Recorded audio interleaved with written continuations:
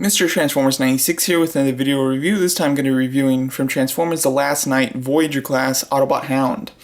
So this was a figure that I was really looking forward to. I was very impressed when it was first shown at Toy Fair as far as how they updated it, considering it's so much better than the first one. But just going over the package real fast, nice picture of Hound there. On the side you get the same image of him as well, and on the back you get a picture of the figure as well as the other one in his wave being the Voyager class Megatron. I think both of these Voyager class figures are really good. They really nailed the Voyager class figures for The Last Knight, at least the new versions, which is great. So very happy about that. Let's go over Hound in his vehicle mode. I'm trying to think. Do we ever see him in this mode in the movie? I don't think we actually did. I might be wrong on that, but we did see this vehicle on set, so it is nice to see the vehicle here. As you can see, pretty compact. Definitely like that a lot. The transformation is pretty smart. Everything really fits in well together, and it locks in, and it feels quite sturdy, which is very nice. And you really don't see much of like robot pieces. The only thing is you get little gaps in there, but very small, and on the bottom, as you can see, it looks pretty great too. You really don't see any robot parts for the most part, which is quite nice. Very good. I do love on the side, he does have Decepticon logos that are crossed out, which I do definitely like he's keeping track of his kills. Very cool. Definitely like that a lot. Do have the logo up front as well. Really do like this car mode. It's quite solid. As you can see, it rolls perfect. It's got plenty of clearance on the wheels, which is something that's usually an issue, so I definitely love that quite a bit. And yeah, solid car mode.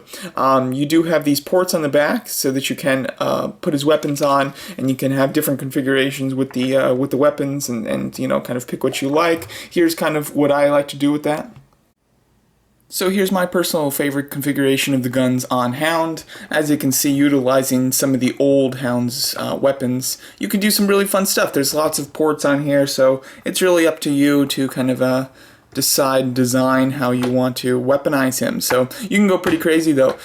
With the other Hound's weapons, I'm utilizing just about all of the weapons between both of them here. These are the three that I'm not using. Just these three. Out of both Hounds, all of their weapons, was able to fit all of the others on there, which is kind of fun. So lots of cool stuff you can do, and obviously with the main port in the back, it can rotate to like a turret, which is very fun as well. So you can definitely do some really fun stuff and really weaponize them to make them look pretty neat. Alright, so onto the transformation. So to start it off, just kind of break these forward, split them apart, and rotate them out. There you go. Just rotate them out just like that. You can, as you close this, you want to flip up the hand. You kind of have to do them both at the same time. So flip up the hand as you close this. Then take the wheel sections here. You want to kind of pull them out and then rotate them forward just to kind of get them out of there. There you go. Then you can flip them back. Move that up, rotate it down, and then you can kind of just bring the bullets to the side here. Boom, just like that. Kind of pull it forward, rotate it forward, swing it out, pull up the arm, and then just straighten everything out. Pretty simple there. You can flip this up. Then with his legs, you're gonna want to unpeg the top of the cab there. Then you can just split it, which will split the legs. You can move this kind of up, rotate this up, and then with the feet section, I really do like the way that the legs transform. There's actually quite a bit that happens here, but it all makes sense as to where everything goes, so I definitely like that, if that makes sense. Then you can flip the foot forward. There we go. Bring them together, and then this doesn't like peg in, but just kind of put it on the ground, and then flip up. There we go, the front section of the foot, just like that. Then just rotate it so that it's facing forward. Same thing on the back here. Just kind of want to get this up out of the way. Swing that down just a little bit, not completely. Then swing this. Move the tire down. Meet the two sections here, and then flip out the foot, and there you go. Then you can have a very tall Hound if you'd like, or if you'd like one that's a little more accurate, you can just bring down this section, which will pop his head up. So boom, there you go. There's Hound in his robot mode. Fun transformation. I think it's really solid. I'm getting it into the vehicle mode. It's a little hard to get those arms like in that position because these bullets, they really have to like fit into a very specific spot. So while you're trying to get him in that spot, it can be a bit difficult to do. But you know, it's something that's not too bad, and it is the last step of the transformation. But overall, I do like the transformation a lot, and it makes really nice modes, both in vehicle and robot mode. I think are both very solid too, so I definitely enjoy that transformation. I think it works well. So going over the actual figure here now as a robot, going over this face sculpt, I'm going to do a lot of comparisons with the old Hound as well, so just give me a second, I'll bust him out. But as you can see, this face sculpt is quite nice. His eyes are just plain blue, which look pretty nice. I think that's pretty neat. His beard is sculpted really nicely, and it has like a black kind of wash through some of it, so you can kind of see the details. It makes it pop a bit more, which I do like. And I like the fact that his helmet is, you know, larger than his head, so it definitely looks like a helmet. And it can be removed, which is fun, because he does remove this like a hat in both films, you know, a few times. So that is quite neat. You can see it makes for, you know, still a really nice looking head, and you can have him like holding that helmet too, which is fun. So definitely like the head sculpt a lot. I think that the torso is very bulky. This piece is so necessary. I mean, just that was the thing that I really didn't like about the old Hound, was that it wasn't bulky like this at all. So definitely love this torso. I think it's so much better. Arms are quite bulky, and the bullets look very nice, and it doesn't have like those rubber arms. Here, just let me start with the comparisons now. I mean, it's just night and day. They're not even close at the same level. The original Hound was really disappointing. It was a fun figure, don't get me wrong, I had fun with it, especially since it came with so many weapons. It was very fun to pose and stuff. But as far as movie accuracy, not even close. I mean, the green obviously doesn't work at all. It's a much brighter dark green, which is not accurate. This one has a much more accurate color scheme. The torso, as you can see, he's chunky here. In this one, he bulks up at the shoulders, but his waist is rather thin. These arms are like a rubber piece, which is just so annoying. The head sculpt looks awful and is so teeny tiny, like comparative to the two. I mean, they're not even close to the same level of figure, so I'm very happy that Hasbro did step up their game and provide us with a much better figure, just completely night and day. I would not recommend getting the old one. This is the Hound that you should get. The Last Night Hound is by far the best version of Hound that there is on the market, and it's very nice from the back here. Pretty compact at the torso section. His legs bulk up at the bottom, but you know, it kind of fits that character, so I don't really mind it. And then just looking at the back, as you can see, looks fine. These ports from the back here can all store his weapons as well. You've got other ports like here, and on the side you've got these tiny ones on the legs, and those will actually fit the ports from the old Hound's weapons. So if you want to store some of the old Hound's weapons on there, you can. The only thing that the old Hound is better than this Hound on is the weapons. I do think accessory wise the older one had the better weapons. Let me show you which weapons come with which Hound.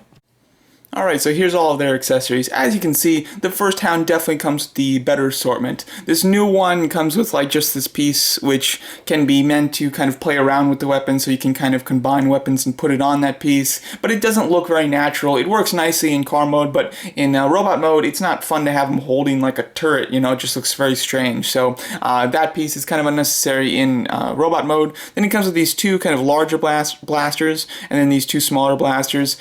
They just kind of peg into his hand, so they don't even look like real guns. They just look like, you know, something that his hand would maybe morph into, basically. It looks like just like a piece of a gun that's resting on his hand rather than him actually like holding a gun. That's more of what I'm trying to say.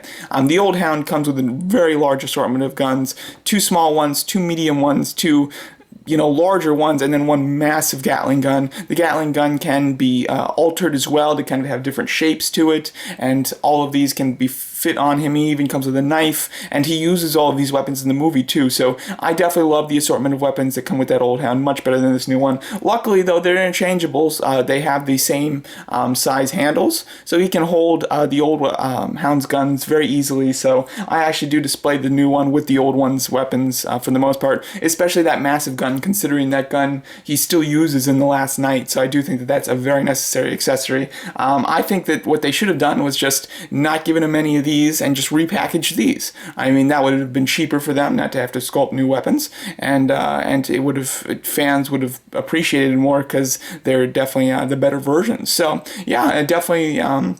The accessories that the new Hound comes with is the only part where he does falter a bit, but other than that, he's better in every sense of the word.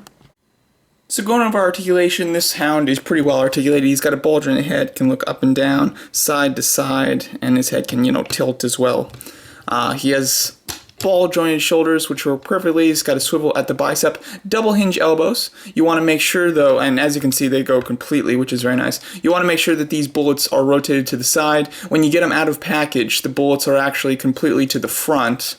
So there you go. They're like this, and that way he barely has any elbow articulation, so you want to rotate the bullets to the side, and therefore you can free up the articulation. On his hands, they swivel, and they also hinge out, which is very nice.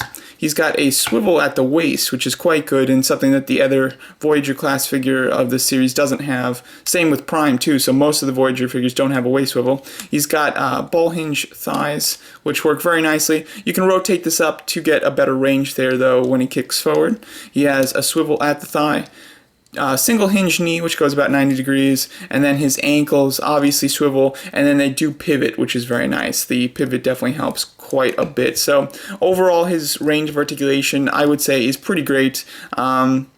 Really, I'm trying to think of something that I would have liked, like realistically, and I can't really think of much. I think that he does come with everything that he really needs, especially for his bulk, and for the type of poses that you put him in, it's mainly going to be, holding guns, things like that. So he does definitely hit the mark as far as being able to achieve all of those types of poses. So I definitely actually think that the articulation is pretty perfect. I really can't think of much that I'd add to it. So there you go. Overall, I think that this is a tremendous figure. I think that it's such a needed update, and they've done the update so well, basically. So I really do enjoy this figure from a design standpoint. I think that the look of it is so much better than the last one, and Hound has a fun, interesting look in the movie, so it is nice to actually get something that that represents that rather than the one that we have before. Definitely don't recommend the last Hound. It does have better accessories, and now those accessories are fun to give to this Hound. However, that last one is just so much worse in every way. So definitely love this figure. Would totally say that it's worth the money, and I was able to get this on 20% off buying it from Hasbro.com. So it's pretty easy to get Transformers on a discount. I would recommend trying to get this guy on a discount just because it's something that's pretty easy to do. But if not, I would definitely even recommend this for the full $30 retail price, because it is a solid figure, and the Voyager class figures so far from The Last Knight have been really killing it. Definitely very happy with all three of the ones that I have, and I'm very much looking forward to Nitro. So let me know what you guys think of this Transformers The Last Knight Voyager class Autobot Hound figure, and thanks so much for watching.